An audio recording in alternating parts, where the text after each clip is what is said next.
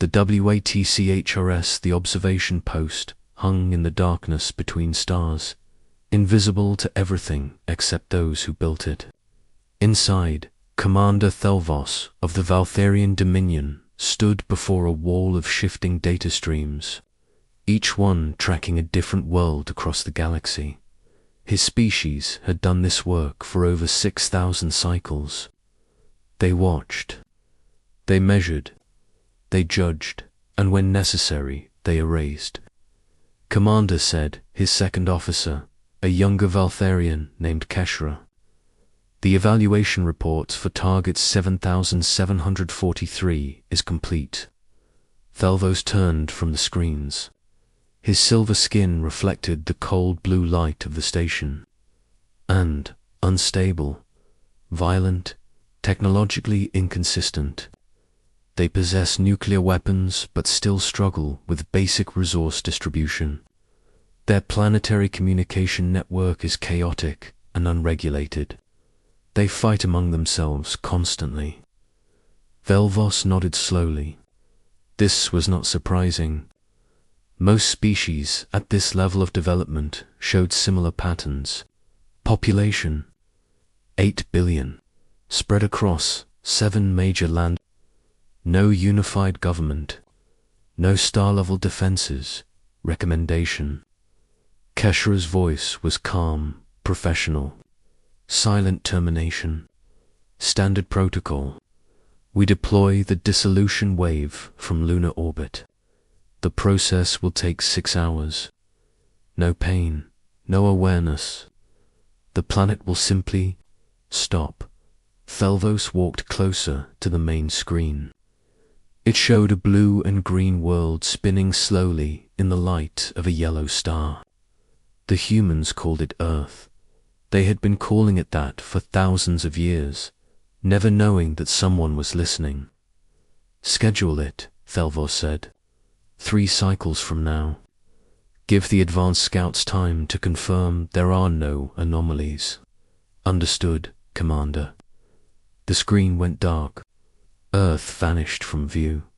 Neither of them noticed the faint flicker in the data stream, a microsecond of interference. A signal that should not have been there, far below, on the surface of the doomed planet. Someone noticed Elias Ward sat in a basement beneath the city of Prague, surrounded by machines that were not supposed to exist. The room smelled like burnt circuits and cold coffee. 7 monitors glowed in front of him, each one showing fragments of code that most people would never understand. He understood it perfectly. Got it, he whispered. Myra Holt looked up from the far side of the room. She was younger than Elias by 10 years, but her reputation in underground physics networks was already legendary. Got what? Proof. Elias leaned back in his chair, his eyes still locked on the screen. They're watching us. Have been for years. Maybe longer.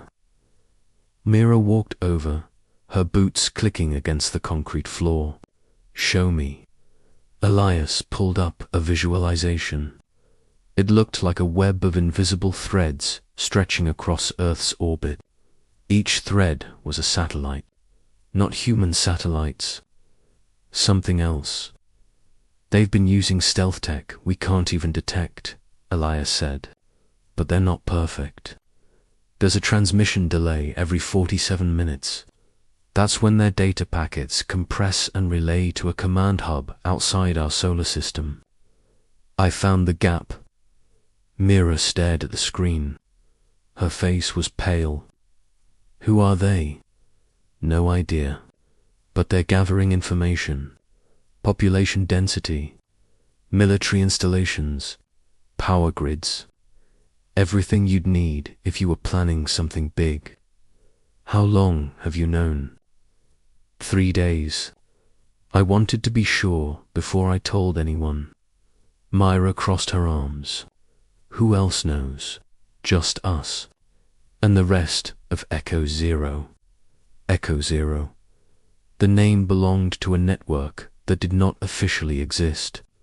A scattered group of engineers, hackers, scientists, and strategists who worked in the shadows, sharing information that governments either ignored or suppressed. They had been tracking strange signals for years, unexplained data breaches, equipment failures that made no sense, objects in orbit that appeared and disappeared without explanation. Now they had their answer. "We need to tell someone," Mira said. "Tell who?" Elias turned to face her. "The UN. They'll bury it in committee. The military. They'll panic and do something stupid. No one will believe us until it's too late. Then what do we do?" Elias looked back at the screen. The invisible web pulsed with data. Somewhere out there, someone was deciding Earth's fate. "We send a message," he said quietly. Myra frowned. "To them?" "Yes. What kind of message?" Elias smiled. It was not a kind smile, the kind they won't forget. 2 days later, the first Valtherian scout ship entered Earth's atmosphere. It moved in silence, cloaked by technology that bent light and radar around its hull. The crew inside had done this work many times before. Survey the surface, confirm the population centers, mark the dissolution points. Simple, routine. Safe, the ship descended over the Pacific Ocean, invisible to everything below. Then the engines stopped. What happened? The pilot snapped. "I don't know," said the systems officer. "All functions just. The screens went black. Then, one by one, they flickered back on. But the data was wrong. Instead of their navigation charts, the screens showed a single line of text. It was written in Valtherian script. Perfect grammar. Perfect syntax. We see you." The pilot stared at the words. "That's impossible." The systems officer was already trying to override the controls. Nothing worked. The ship's computer had been completely hijacked. Then the text changed. "If you come to rule us, understand this. Earth does not kneel. We survive." The message vanished. The systems rebooted. The ship regained control, but the crew sat in silence, staring at the empty screens. Somewhere far below, in a basement beneath Prague, Elias Ward closed his laptop and stood up. "Message sent," he said. Myra was standing by the door, arms crossed. "Do you think they'll listen?" Elias looked at her. "No, but now they know we're not helpless. They'll come anyway, I know. Then what's the point?" Elias walked to the window. Outside, the city was lit up in the evening glow. Millions of people going about their lives, completely unaware that their world had just been marked for death. "The point," Elias said quietly, "is that when they come, they'll understand something important." "What?" "That we were ready." The first SDRIAKI, the Valtherian Third Fleet, hung in formation above Earth's moon. 140 warships arranged in a perfect geometric pattern. From the surface of the planet, they were invisible. No telescope could detect them. No radar could track them, but Echo Zero knew exactly where they were. In the Gobi facility, Mira stood before a three-dimensional hologram showing the entire orbital space around Earth. Red dots marked each enemy vessel.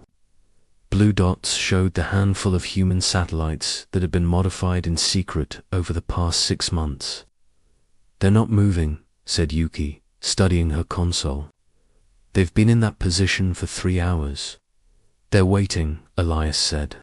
He stood beside Myra, his face illuminated by the glow of the displays.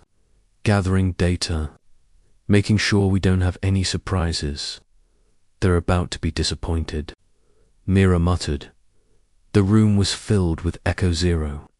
Personnel now, engineers, strategists, physicists, who had abandoned their careers to work on projects the world called impossible. Most of them had not slept in 2 days.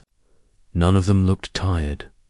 They looked ready, Arclight status. Elias asked. Myra pulled up a secondary screen. The massive, ring-shaped device behind them pulsed with barely contained energy. 97% optimal. We can fire, target. The command ship, center of their formation. If we take that out first, it'll disrupt their coordination. Elias nodded slowly. Range, 380,000 kilometers, well within operational parameters. And if we miss? Mira looked at him. We don't get a second shot. The energy discharge will reveal our position. They'll glass this entire region before we can recharge. Then we don't miss. Mira turned back to her console. Her hands moved across the controls with practiced precision. Around the room, engineers began final system checks. The air itself seemed to vibrate with tension. Targeting solution locked, Mira said. Firing sequence ready. Elias looked around the room one last time. Does everyone understand what happens next? Silence.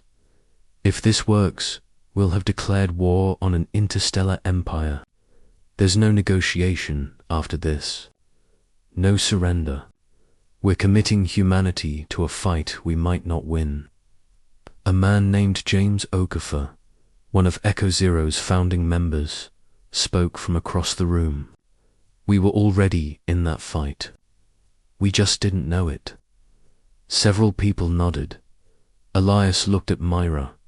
Fire. She pressed the activation key. Arclight released its charge.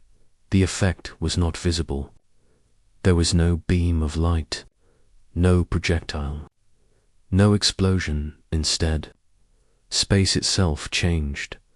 A sphere of altered gravity formed around the Valtherian command ship, expanding in microseconds. Within that sphere, the fundamental forces that held matter together simply stopped working. The ship didn't explode. It didn't burn. It ceased to exist. One moment, a 300-meter warship hung in the darkness. The next moment, there was nothing. Not debris. Not particles. Just empty space where something had been. On the bridge of the second command vessel, Keshra watched her screens in frozen horror. Report. She shouted. The flagship is gone, an officer stammered.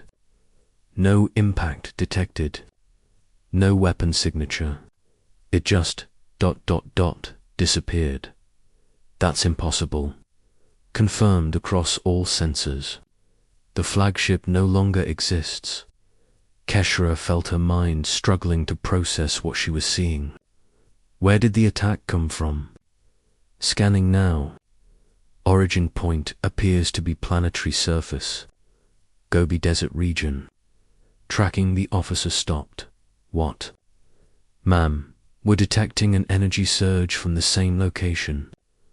They're preparing to fire again.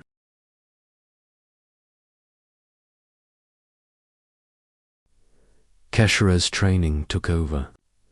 All ships, evasive pattern, Omega. Break formation. Randomize positions. Do not remain stationary. 139 warships began to move, scattering across orbital space like startled insects, but they were too slow. Arclight fired again. Another ship vanished. Then another. Myra's hands moved across the controls, adjusting targeting parameters, compensating for the enemy's movement.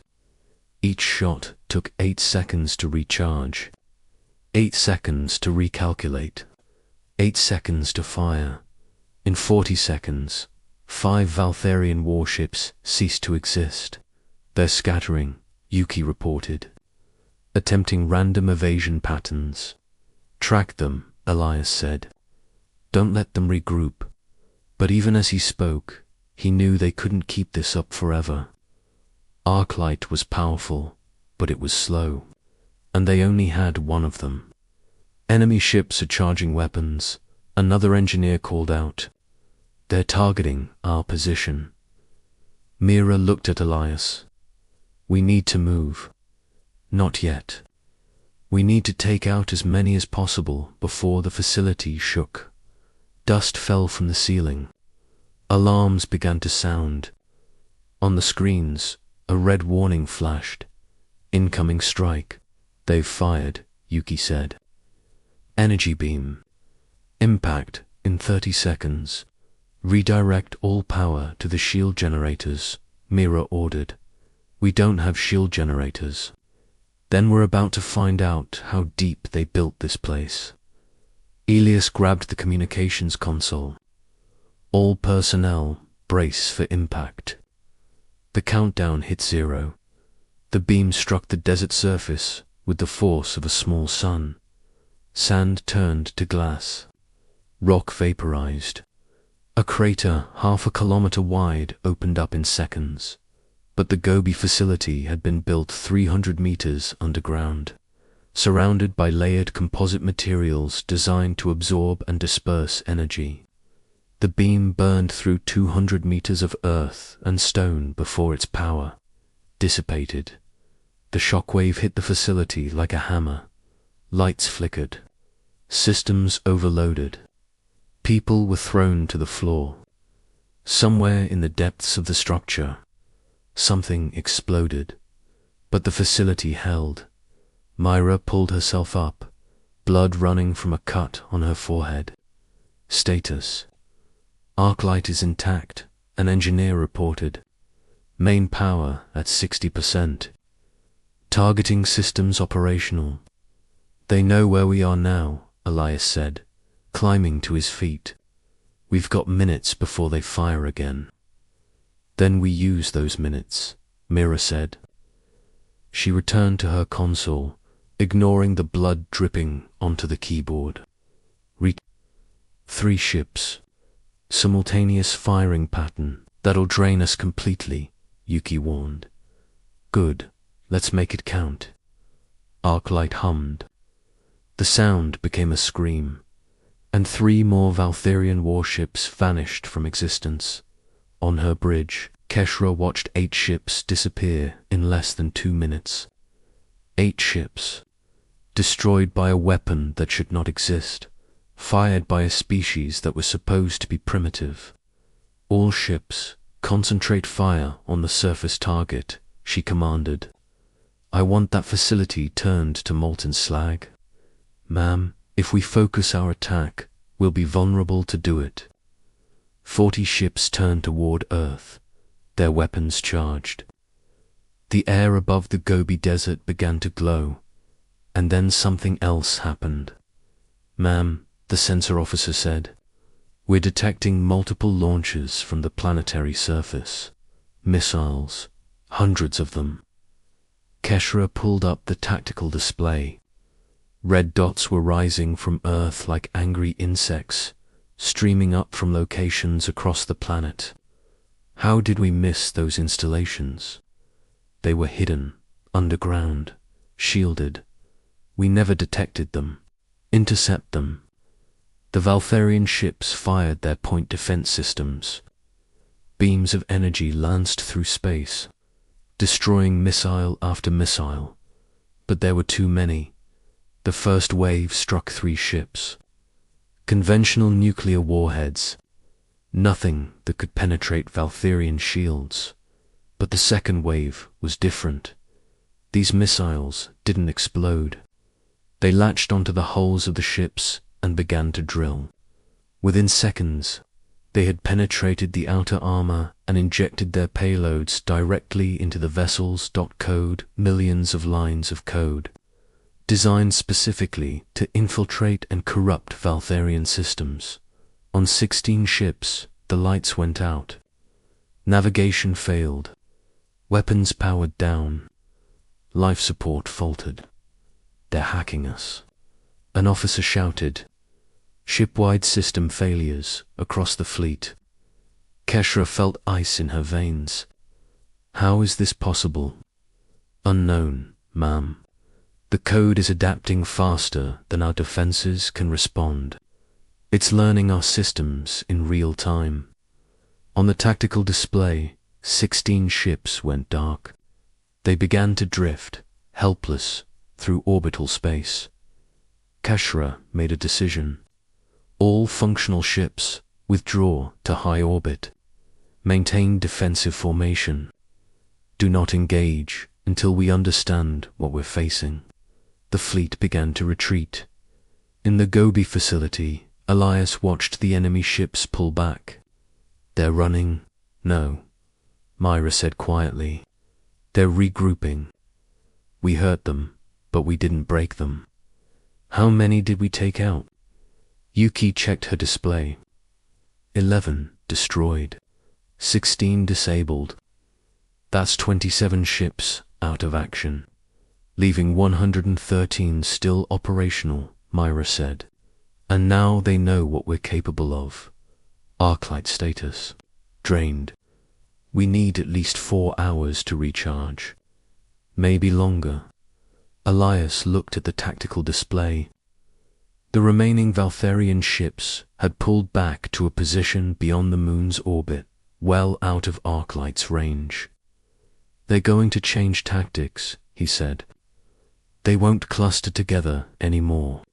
They'll spread out, hit us from multiple angles, and we can't target them all, Myra finished.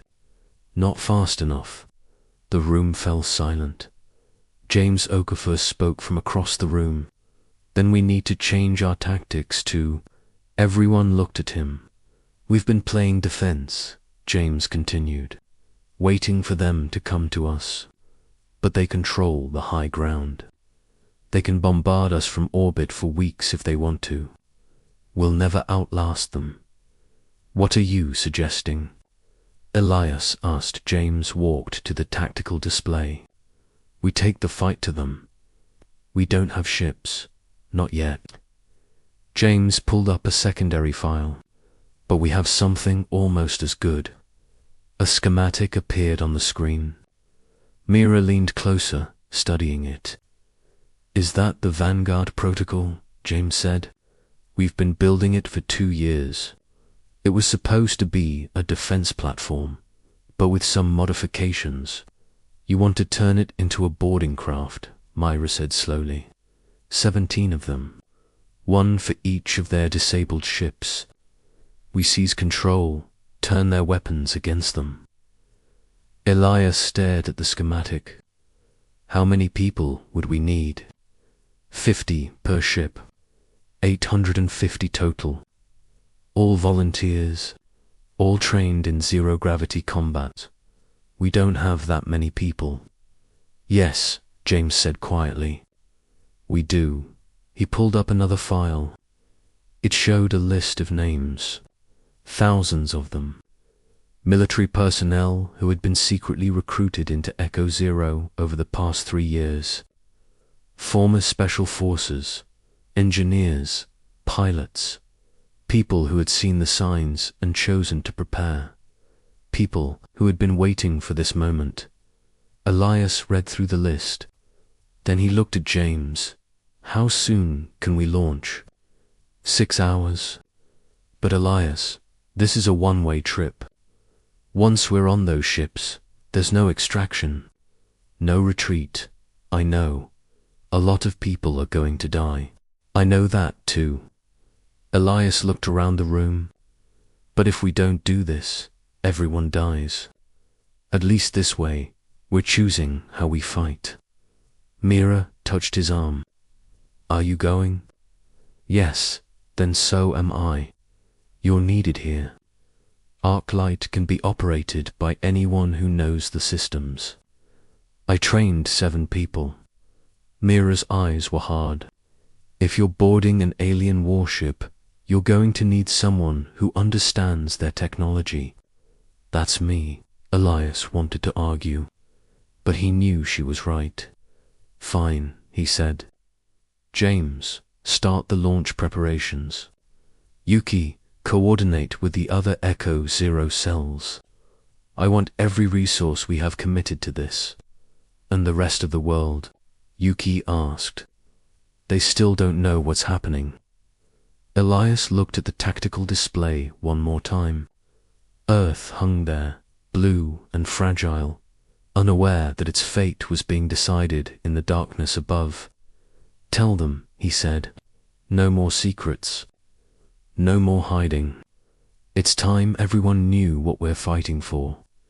Asterisk, across the planet, emergency broadcasts began. Television stations, radio frequencies, internet feeds, all of them interrupted simultaneously with the same message. A face appeared on screens worldwide. Elias Ward, unknown to most people, but his voice was calm, clear, undeniable. This is not a drill, he said. For the past 72 hours, Earth has been under attack by an alien force known as the Valtharian Dominion. They came to exterminate us. They believed we were too primitive to resist. The image changed. Footage from orbital cameras showed the Valtharian fleet, ships vanishing as arclight fired, missiles rising from Earth, the battle playing out in the silence of space. They were wrong, Elias continued. We have fought back. We have hurt them, but the battle is not over. In the next few hours, human forces will launch a counterattack. We will board enemy vessels. We will seize control of their technology. We will show them that Earth does not surrender. The image changed again. Now it showed the faces of the 850 volunteers, young and old, men and women, soldiers and scientists.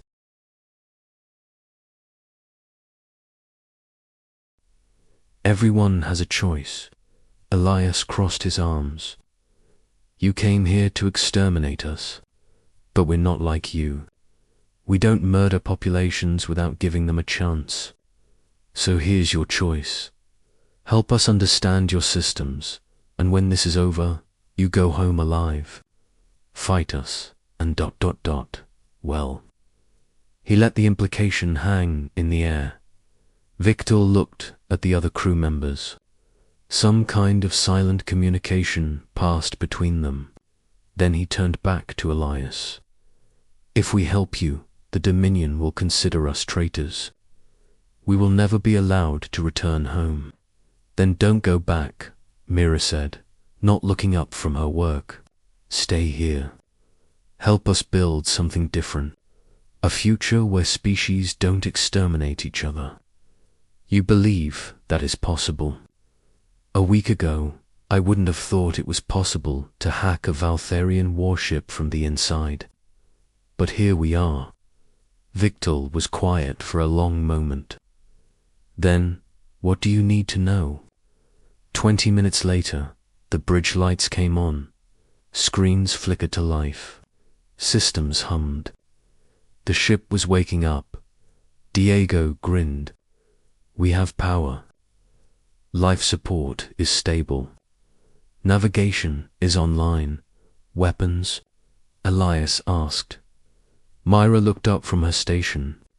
Gravitic cannons are charging. Point defense systems are operational.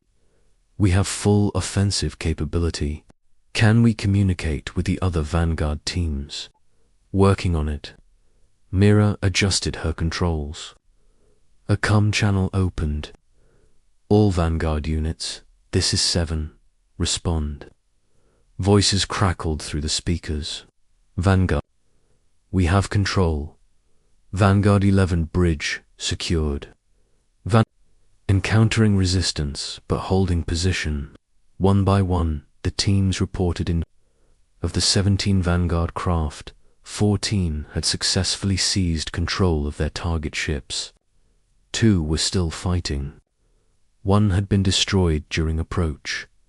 Elias felt something shift in his chest. They were doing it. They were actually doing it.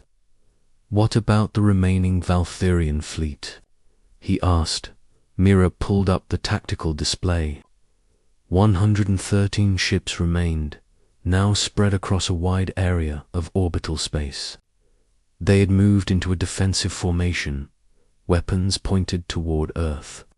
"They're waiting," she said, "trying to figure out what we're doing." "Then let's show them." Elias turned to Victor. "Can we broadcast on your command frequencies?" "Yes, but they will not listen to human voices."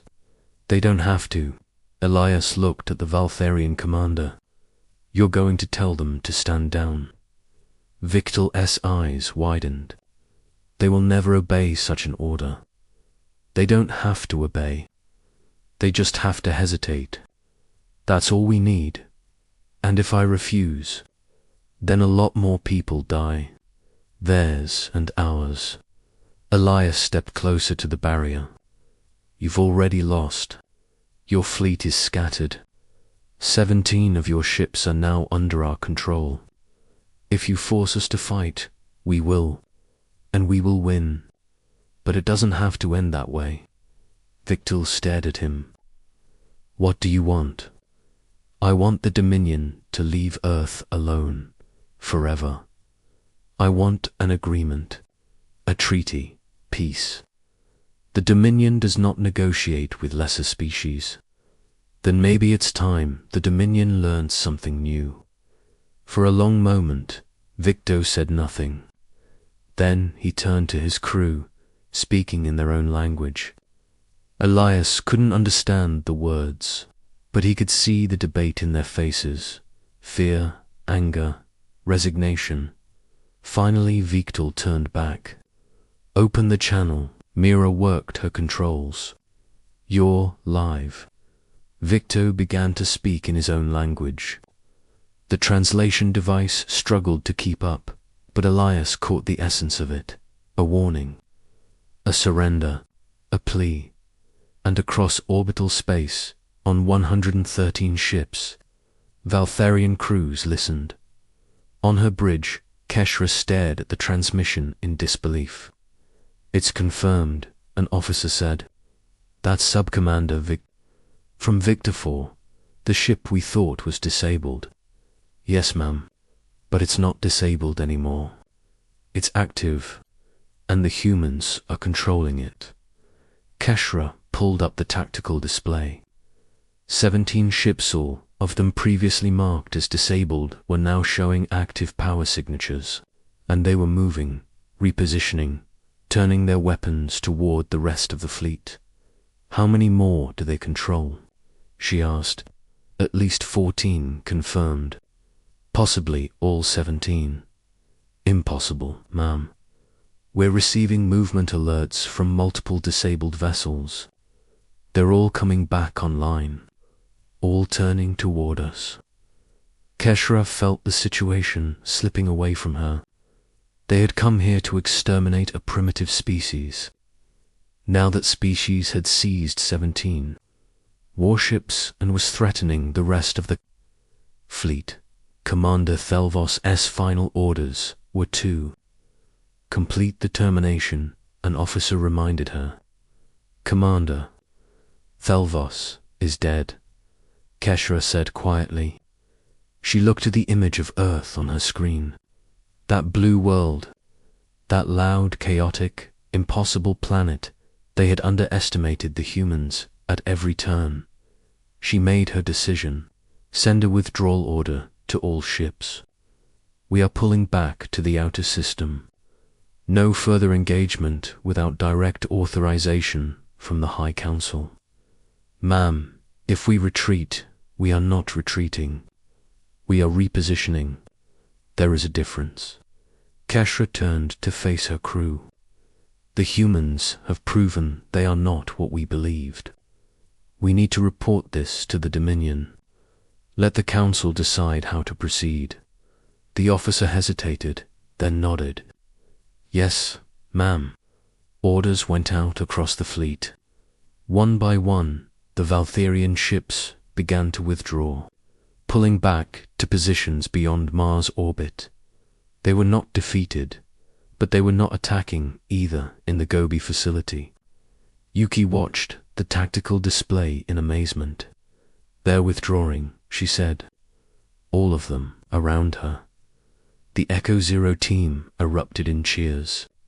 People hugged each other. Some cried. Others just stared at the screens in disbelief. Earth had survived. James O'Coffer walked to the center of the room, his face serious despite the celebration around him. "This isn't over. They'll be back, with more ships, better prepared." "Maybe," Yuki said, "but today we won." And the whole world saw it happen. She pulled up the global communication feeds. Every news channel, every social media platform, every frequency was flooded with the same thing. Hope for the first time in history. Humanity had united against a common threat. Countries that had been enemies for decades were coordinating defense plans. Scientists were sharing research. Militaries were cooperating. Earth had changed. On the bridge of Victor IV, Elias watched the Valtharian fleet retreat. "We did it," Myra said quietly. "For now, can't you just enjoy the moment?" Eli smiled. "We hijacked an alien warship, turned it against its own fleet, and forced an interstellar empire to back down. Yeah, I'd say that's worth enjoying." Myra laughed. It was the first time he'd heard her laugh in weeks. Around them, the team was celebrating too. Sarah was floating upside down, grinning like a lunatic. Diego was showing Victor how humans gave F. Even the Valtharian crew, still sealed in their shelter, seemed less terrified. "What happens now?" Myra asked. Elias looked at the image of Earth on the screen. "Home, still there. Still whole now," he said. "Now we figure out how to make sure this never happens again. We build defenses. We create alliances. We show the galaxy that Earth isn't just another primitive world waiting to be exterminated. You think other species will listen? They will after today." Elias turned to face her. "We've proven something important. We're not the strongest species in the galaxy. We're not the most advanced. But when faced with extinction, we don't surrender. We adapt. We fight. We survive." Sounds like something you'd say in a speech. "Maybe I will," Mira smiled. Then her expression grew serious. "The Dominion won't forget this. They'll come back eventually, I know. And next time, they'll be ready for us. Then we'd better be ready for them." Through the view, Elias could see the other captured ships forming up around them. 17 human-controlled Valtharian warships, the beginning of Earth's first true space fleet. It wasn't enough. Not yet, but it was a start. Far beyond Mars' orbit. Keshra stood on her bridge and composed a message to the Dominion High Council. "It was not an easy message to write," she began. "We encountered unexpected resistance. The species designated as Target 7743 possesses capabilities far beyond initial assessments. They have seized multiple vessels through means we do not fully understand. They have demonstrated advanced technology, strategic planning, and unified response. Request immediate strategic review before further action." She paused before adding the final line. "Recommend reclassification of target 7743 from primitive termination candidate to potential threat requiring diplomatic engagement." She sent the message and waited. The response would take days to arrive. Until then, the fleet would remain in position, watching Earth from a distance, waiting to see what the humans would do next on Earth. Elias Ward's face appeared on screens across the planet once more. He looked tired. His uniform was dirty, but his eyes were clear. "This is Elias Ward," he said. "For those who just joined us, humanity has survived its first contact with an alien species. It did not go well. They came to destroy us. We refused to die." He paused, letting the words sink in.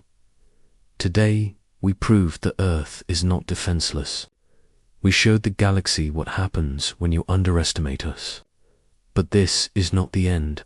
This is the beginning." The camera pulled back, showing the tactical display behind him. 17 captured ships. The retreating Valtherian fleet. Earth still spinning, still alive. "We are no longer alone in the universe," Elias continued. "And we are no longer ignorant of the dangers out there. From this day forward, humanity must change. We must unite. We must prepare. We must become a species worthy of survival. Your asterisk."